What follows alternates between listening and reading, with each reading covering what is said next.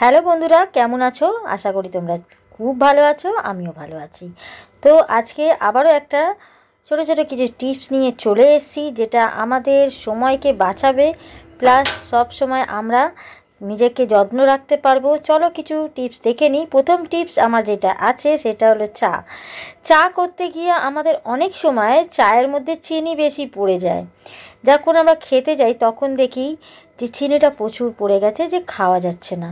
তো আমি যখন চাটা করছিলাম তখন মুখ দিয়ে দেখলাম সত্যিই চাটা অনেকটা বেশি হয়ে গেছে। তো এটাকে ঠিক করব, দেখো কি দিয়ে। আদা নিয়েছি। আদা তো আমাদের শরীরের পক্ষে খুব ভালো। চায় আমরা অনেক সময় আদা দিয়ে খাই, কিন্তু আমরা কি যখন চায়ে আদা দিই তখন আমরা বুঝতে পারি চায় কিন্তু চিনি কম হয়ে যায়, তাই না? তো আমি এই আমার যেটুকু চা তার মধ্যে আমি অল্প করে আদা নিয়েছি। এই আদা আমি চায়ের মধ্যে দিয়ে দেব। দিয়ে ভালো করে ওই গ্রেটারের সাহায্যে আমি গ্রেট করে চায়ের মধ্যে দিয়ে দেব। দেবার ফলে এতে কি হবে, আমার যখন চাট পাতাটা ফুটবে আবারও, তো তখন তার সাথে আদাটাও ফুটে যাবে। তো তোমরাও কোনো সময় চায়ে আদা দিয়ে দেখো, আর যারা দাও তারা অবশ্য জানো। তো তাও বলবো যে চায়ে যদি চিনি খেতে ইচ্ছে না করে, তো বা চিনি বেশি হয়ে গেলে, তো এইভাবে আমরা আদা দিয়ে চাকে বানিয়ে নিতে পারি। তাতে করে আমাদের চিনির ভাগটা অনেকটাই কমে যাবে।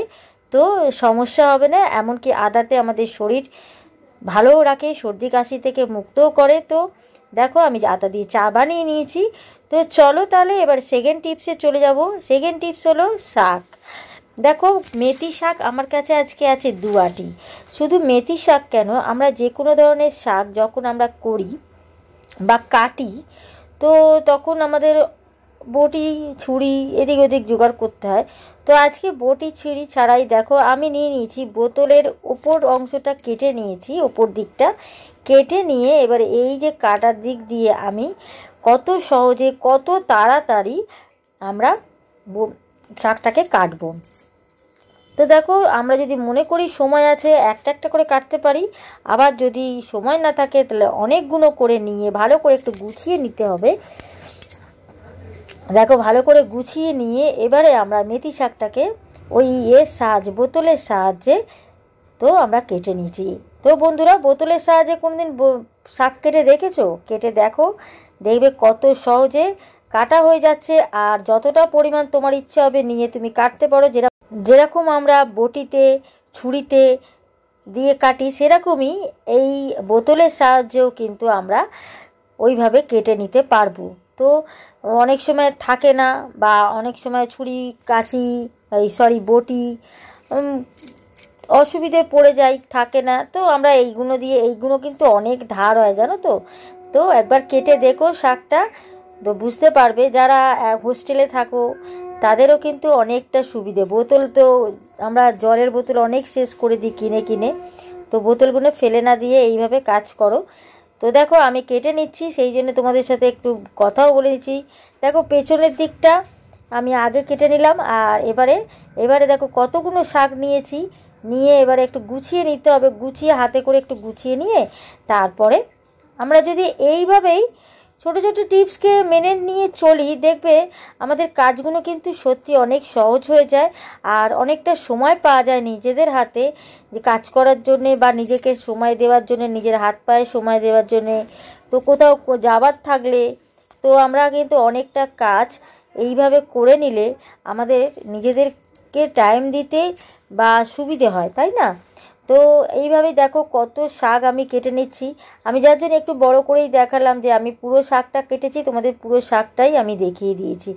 তো চলো বন্ধুরা, আজকের মতন এটা শেষ। এরপরে 3 নম্বর টিপসে চলে এসেছি। বন্ধুরা, তোমরা কোনো দিন নুন দিয়ে গ্যাসের ওভেন পরিষ্কার করে দেখেছো? গ্যাসের ওভেনকে একবার নুন দিয়ে পরিষ্কার করে দেখো, দেখবে কতটা পরিষ্কার হয়।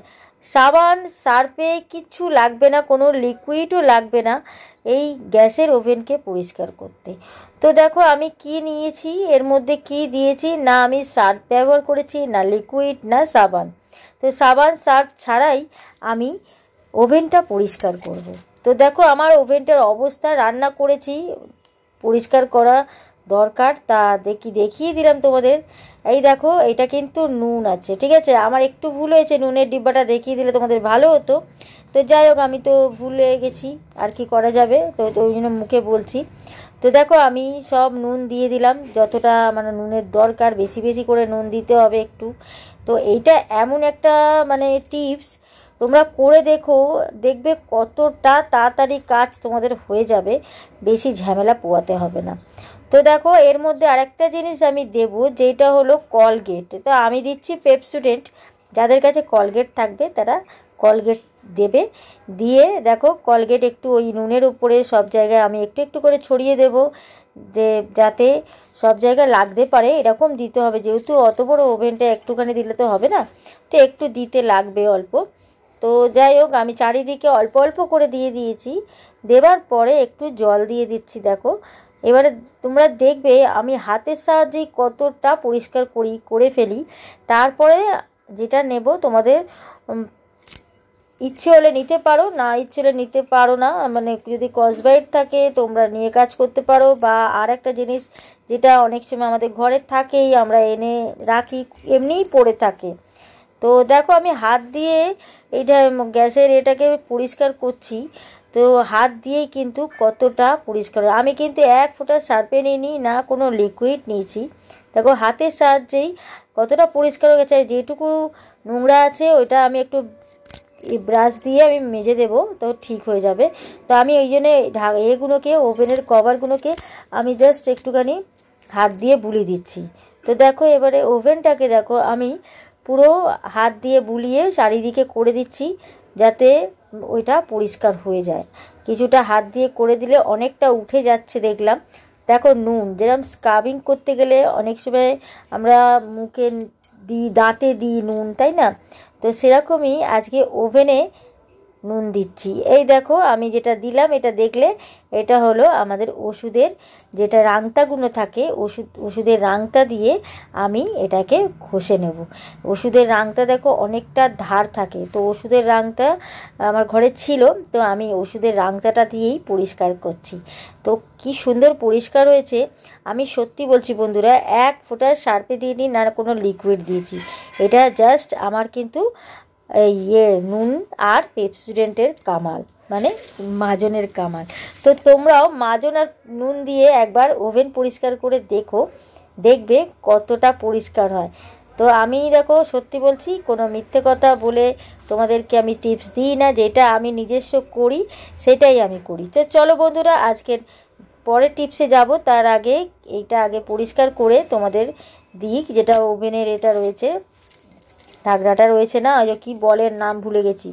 তো এটাকে দেখো কত সুন্দর, হাত দিয়ে তো অনেকটাই পরিষ্কার হয়ে গেছে। এবারে এটাকে একটু স্কচব্রাইট দিয়ে আমি পরিষ্কার করে নিচ্ছি। এটা অ্যাকচুয়ালি স্কচব্রাইট না, ওই যে তোমার কি বলে, ওই যে থাকে না, রাংতাগুলো থাকে না, এর রাংতা কি বলে, স্ক্রাবারগুলো থাকে না, স্ক্রাবার দিয়ে আমি পরিষ্কার করে নিচ্ছি। তো এইটা একটু ঘষে তোমাদের দেখাই যে সাবান সার্ফ ছাড়া কত সুন্দর পরিষ্কার হয়েছে আমার গ্যাসের ওভেনটা। তো দেখো, ঝকঝক করছে পুরো, মানে মনে হচ্ছে না যে আমি সার্ফ ছাড়া পরিষ্কার করেছি। তো চলো বন্ধুরা, 4 নম্বর টিপসে যাব, প্রেশার কুকার। প্রেশার কুকার অনেক সময় আমরা রান্না করি ঠিকই, কিন্তু মাজতে ইচ্ছে করে না। তার জন্যে প্রেশার কুকার কী হয়, থেকে গেলে শুকনো হয়ে গিয়ে কি অবস্থা হয়, দেখো সেই কেসটা আমার হয়েছে। তো রান্না করেছি, করে ওই অবস্থায় ফেলে রেখে দিয়েছিলাম, তো যার জন্য শুকিয়ে গেছে চারিদিকে, কি বলবো। তো ভালো লাগছিল না, ওই জন্য আর পরিষ্কার করা হয়নি।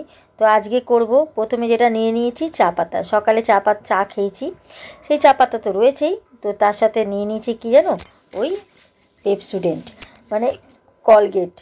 এবারে এই পেপসোডেন্ট আর চা পাতা দিয়ে আমি এর মধ্যে দেব 1 কাপ জল, মানে বড় কাপের 1 কাপ জল দেব, বুঝলে? তো দেখো আমি কি করছি, 1 কাপ জল দেবার পরে এইটাকে একটু গুলে নেবো, এমনি নর্মালি গুলে নেবো। দেবার পরেই যে এক্ষুনি হয়ে যাবে তা না, এটাকে একটু গরম করতে হবে। মানে আমি প্রেসার কুকারের ঢাকনাটাকে বন্ধ করে গ্যাসে আমি বসিয়ে দেবো, যাতে আমার এটা একটা সিটির মতন পড়ে। তো এটা করার পর তোমাদের দেখাচ্ছি আমি কি করছি। দেখো, গ্যাসেতে বসিয়ে দিয়েছি, এবারে মোটামুটি একটা সিটি হবে। মানে হবে করার দরকার নেই, জাস্ট একটা সিটি সিসি করবে। তো আমি এটাকে নাবিয়ে নেব। তো দেখো একটু নাড়িয়ে নিচ্ছি যাতে সব জায়গায় আমার জলটা পুরো হয়ে যায়। আর আমার হয়ে গেছে, তো গ্যাসটা আমি নিভিয়ে দিলাম, নাবিয়ে নিয়েছি। প্রচুর গরম আছে, এখন একটু সিটিটা বার করে নেবো। আমি বার করে নেবার পরে কিছুটা করব, মানে একটুখানি আটকে থাকবো যাতে সিটিটা পুরো বেরিয়ে যাক। তারপরে খুলে দিয়ে এটাকে আমি যেটা করব, একটা বাটির মধ্যে এই জলটা আমি ঢেলে নেবো। জলটার দেখো কি দশা বেরিয়েছে, তো জলটার মধ্যে অনেকটা নোংরা জল বেরিয়েছে। যে এবারে এটা করব, জলটা একটা বাটিতে ঢেলে নিয়ে আর এটাকে একটু আমি স্কচব্রাইট দিয়ে মেজে নেব। মানে স্কচব্রাইট বলতে নতুন যে রাংতাটা নিয়েছি ওইটা দিয়েই পরিষ্কার করে নেব, কোনো সার্ফ সাবান দেবো না এটাতেও তাই। তো দেখবে কতটা পরিষ্কার হয়ে যায়, মানে অনেকটা দাগ পরিষ্কার হয়ে যাবে। এবার যেটা পুরনো রয়েছে সেটা তো টুকটাক থাকবেই, এখন যেটা আছে সেটা আর থাকবে না। তো গরম জলটা সারা গায়েতে দিয়ে দিলাম, আর এই গরম জলটা দিয়েই কিন্তু মাজতে হবে, তবে গিয়ে পরিষ্কারটা হবে। তো তোমরাও কিন্তু এইভাবে করতে পারো। সাবান সার্ফের আমার এখানে দরকার পড়েনি, যেহেতু চা পাতা আর তোমার আছে, তোমার এর মধ্যে মাজন দেওয়া আছে জলটার মধ্যে, এইটা দিয়েই আমি ওই নতুন দিয়ে আমি পরিষ্কার করে নেব। তো পরিষ্কার করে নিই বন্ধুরা, তারপরে তোমাদের দেখাচ্ছি প্রেশার কুকারের হালটা কি হয়েছে। পুরো মাজামুজি করে নিই, ঢাকনাটাও মেজে নিচ্ছি। প্রেশার কুকারের ঢাকনাটা মেজে নিয়ে তোমাদের ফাইনালি লুক দেখাই চলো। তো এই দেখো আমার এটা পুরো পরিষ্কার হয়ে গেছে, ভেতরটা কোনো রকমের আর ওই কালো দাগও নেই, কিছু নেই। তো এটা পুরো ধবধবে পরিষ্কার আমার হয়ে গেছে। এবারে এইভাবেই কিন্তু মাজন আর তোমরা চা পাতা দিয়ে পরিষ্কার করে নিও। চলো তাহলে বন্ধুরা আজকে লাস্ট টিপ, 5 নম্বর টিপসে চলে যাব। দেখো আমাদের অনেক সময় নখখুনি বলো, চায় আমাদের হাতের মধ্যে অনেক চামড়া ওঠে নখের নিচে বলো তো, আর তাতে করে কত ব্যথা হয়। তো এই টিপসটা দিনের বেলা করা যেতেই পারে, করতেই পারি আমরা, কিন্তু রাতে করলে সব থেকে বেস্ট। তো আমি যেটা করেছি, গরম জল একটা বাটি নিয়ে নিয়েছি দেখো, আর এই বাটিটার মধ্যে আমি গরম জল ফ্ল্যাক্সে আমার ছিল, তো গরম জলটা নিয়ে নিয়েছি। তো আমি বেশিরভাগ সময় গরম জলটা একটু খাই বেশি, তার জন্য আমার ফ্ল্যাক্সে করা থাকে শীতকাল ভোর, তো ছিল নিয়ে নিয়েছি। তো এই দেখো দিয়ে দিলাম এর মধ্যে 1 চামচ নুন নেবার পরে এটার মধ্যে দিয়ে দিলাম একটু বেকিং সোডা, দেখো 1/2 চামচের মতো বেকিং সোডা নিয়ে নিয়েছি। নিয়ে এটাকে একটুখানি ভালো করে গুলে নেব। দেখো এটা দিয়ে এবারে ভালো করে গোলার পরে দেখো এর মধ্যে না, যেহেতু বেকিং সোডা দিয়েছি যার জন্য ফুটছিল জলটা, জানো তো খুব গরম জল কিন্তু এটা। তো এই যে হাতটা যে দেখলে আমার হাতটা না পুরো ফেটে ফেটে গেছে। তো এই হাতটাকে আমার ঠিক করার জন্য, বা বন্ধুদেরও যদি এরকম হয় তা তারাও কিন্তু আমার মতো করে করো, যে দেখবে তোমাদেরও আর হাত ফাটবে না, আর কত তাড়াতাড়ি ভালো হয়ে যায় শুধু দেখো। তো দেখো আমি এই হাতটাকে গরম জলের মধ্যে, খুব গরম জল তো ডোবাতে পারছি না, তো হালকা হালকা করে ডোবাতে হবে। অনেকক্ষণ পরে জলটা ঠান্ডা হয়ে গেছে, তো আমি এটাকে ডুবিয়ে রাখবো প্রায় 10 মিনিট। 10 মিনিট জলটা হাতটা ডুবিয়ে রেখে, কারণ এখন তো দেখো আমাদের রাতে কোনো কাজ নেই, তো আমরা তো এখন খাওয়া দাওয়া করে ঘুমাতেই যাব, তো খাওয়া হয়ে গেছে যেহেতু, তো এটা বেশ কিছুক্ষণ আমি হাতে করে নিয়ে রেখে দিয়েছিলাম। তো এবারে যেটা করব, হাতটা মুছে নিয়েছি। তো এটা করলেই কিন্তু শেষ না, যে আমি জল দিয়ে ডুবিয়ে রেখেছি আমার হাতটা ভালো হয়ে গেছে তা না, কিন্তু এটার জন্য আরেকটা জিনিস করতে হবে, যেটা খুব উপকারী। আর আমরা ছোটোবেলায় আমার মা ঠাকুমারা কিন্তু, দিদিমারা কিন্তু এটা করতো, আমাদেরকেও করাতো। তো দেখো মোমবাতির মধ্যে আমি দিয়ে দিয়েছি, এই মোমবাতিটা জ্বালিয়ে নিয়েছি, নিয়ে একটা চামচ নিয়েছি, চামচের মধ্যে নিয়েছি কি বলতো, বোরোলিং, যেটা আমাদের আদিকাল থেকে চলে আসছে বোরোলিং। এই বোরোলিংটা কিন্তু খুব উপকারী, বলো তোমরাও তো জানো বোরোলিংয়ের কত উপকারী আছে। তো বোরোলিংটা ভালো করে গরম করে নিতে হবে। তোমরা বুঝেই গেছো আমি এটা কি করব। এই যে এটাকে গরম করে নিয়ে ভালো করে আমরা হাতের মধ্যে লাগিয়ে নেব, যেখানে যেখানে আমাদের এরকম নখখুনি টাইপের হয়েছে, চামড়া উঠছে খুব। তো তোমরা 1 রাত করে দেখবে পরের দিন কতটা আরাম বুঝতেই পারবে নিজেরা। তো ভালো করে লাগিয়ে দিলেই কিন্তু ফিনিশ হয়ে যাবে না, এটাই তো হলো ব্যাপার। ভালো করে লাগিয়ে নিয়েছি বেশি করে, এতে কিন্তু ভালো হয়ে যাবে। হ্যাঁ, ভালো হয়ে যাবে, কিন্তু আরেকটু কিছু করলে তাড়াতাড়ি ভালো হবে। আর নিজেদের দেখো কত আরাম লাগছে। তো দেখো আমি সব আঙুলগুলোতে লাগিয়ে নিচ্ছি। হাতটাও কতটা সফট থাকে এটা লাগানোর পরে, গরম গরম বোরোলিং লাগানোর পরে কতটা সফট থাকে। আমাদের ঠোঁট ফাটলে আমরা ঠোঁটও দিই। তো যাই হোক, এবারে দেখো আমি কি করব, ওই বোরোলিংটাকে যেহেতু আঙুলে লাগিয়ে নিয়েছি, এর মধ্যে আমি একটু আগুন, মানে মোমবাতিতে যে আগুন জ্বলছে সেই আগুনটার মধ্যে আমি মাঝে একটু একটু করে দেব, যাতে মোমবাতিটার মধ্যে আগুনের মধ্যে আঙুলটা দিলে কি হবে, ওই আমার বোরোলিংটা আরও গলবে, তো আরও ভেতরে ঢুকবে, আরাম লাগবে, প্লাস ব্যথা, যতটা ব্যথা আছে সেই ব্যথাটাও কিন্তু কমে যাবে। তো বন্ধুরা, এইভাবেই তোমরাও করো, দেখবে সকালবেলা উঠে ব্যথা কাকে বলে তোমরা জানোই না। তো যাই হোক বন্ধুরা, কেমন লাগলো টিপসগুলো অবশ্যই কমেন্টে জানিও। আজকের মতো টাটা।